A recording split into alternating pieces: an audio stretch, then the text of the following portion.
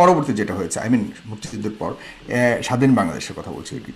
তো এটার ঘটনাটা আসলে সত্য জিস্টটুকু কি আপনি খুব ছোট্ট করে যদি বলেন। ও, এটা হচ্ছে যে সেই সময় রেড ক্রসের চেয়ারম্যান ছিল একজন শেখ মুজিবের খুবই প্রিয় পাত্র আর কি, যে কম্বল চুরি করতেছিল আর কি। হ্যাঁ। আম, তো তা ওই সময় মেজর ডালিমের এক আত্মীয়ের বিয়ে হচ্ছিল, এই যে অফিসার্স ক্লাব আছে বেলি রোডে। হ্যাঁ। তো সেইখানে আম, তখন আম, মেজর মেজর ডালিম কিন্তু ইয়ের খুবই ঘনিষ্ঠ ছিল, শেখ কামালের খুবই ঘনিষ্ঠ ছিল। আহ, এবং শেখ কামাল যদি কুমিল্লায় যেত তাহলে মেজর ডালিমের বাসায়, এবং মেজর ডালিম যে কোনো মুহূর্তে শেখ মুজিবের বাসায় যেত আর কি। হ্যাঁ। তো খুব ভালো বন্ধু ছিল তারা। ভালো বন্ধু না, শেখ কামাল মেজর ডালিমকে বস বলে ডাকতো। হ্যাঁ, বস বলে ডাকতো। কারণ দুজনেই মুক্তিযুদ্ধে ছিল আর কি।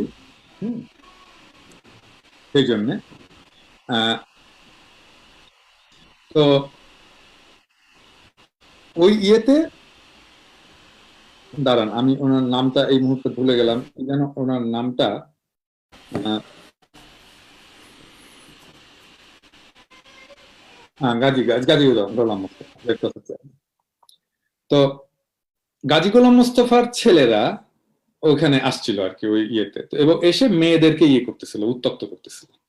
হ্যাঁ, ওই একই জিনিস আবার দেখেন, সেম জিনিস ঘুরে ফিরে আবার ঠিক মেয়েদেরকে উত্তক্ত করতেছিল। তো ওই সময় মেজর ডালিম ইন্টারভেন করে আর কি। হ্যাঁ, ইন্টারভেন করে বলে যে এ সমস্ত কি করছেন ইত্যাদি, শুধু এইটুকুই। এই ঘটনা করার পরে গাজী গোলাম মোস্তফা অস্ত্র শস্ত্র নিয়ে এসে কে মেজর ডালিম, কে মেজর ডালিম বলে, মেজর ডালিম সামনে আসছে, তখন বলে চল তোকে তুলে নিয়ে যাব বলে তাকে টানা হেচড়া করে ইয়ে করছে। তখন মেজর ডালিমের স্ত্রী, যে ন্যাচারালি ওনার স্ত্রীও আছেন, হাজবেন্ডকে তুলে নিয়ে যাচ্ছে এইভাবে, এবং ন্যাচারালি স্ত্রী তো এটা ইয়ে করবেই, বাধা দেবেই, এবং উনি বাধা দিচ্ছেন, এবং একটা ধাক্কাধাক্কি যা হওয়ার সেটা হয়েছে। হ্যাঁ। এবং সেই সময় মেজর ডালিমকে জোর করে তুলে নিয়ে যায়।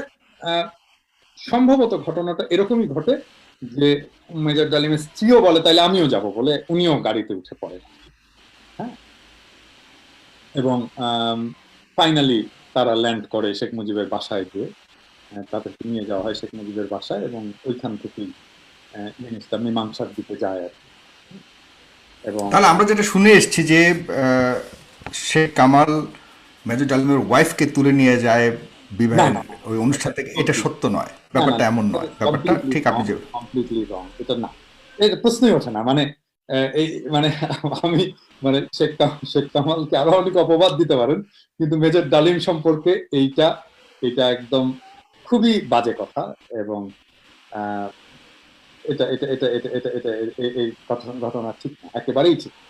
এবং মেজর ডালিমের স্ত্রীকে, স্ত্রী নিজে থেকেই গাড়িতে উঠেছিলেন, ওনাকে জোর করে তুলে নিয়ে যাওয়া হয়েছিল বলে আমি মনে করি না।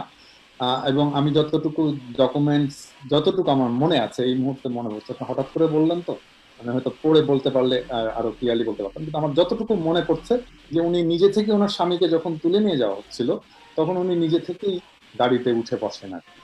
ন্যাচারালি এটা যে কোনো স্ত্রী করবেন।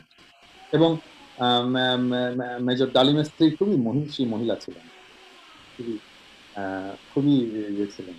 এবং দুজনের তো যাই হোক, আমরা ঘটনাটা আজকে খুব সঠিক ইতিহাসটা জানলাম। এটা এটা অনেক বিশাল একটা ইতিহাস।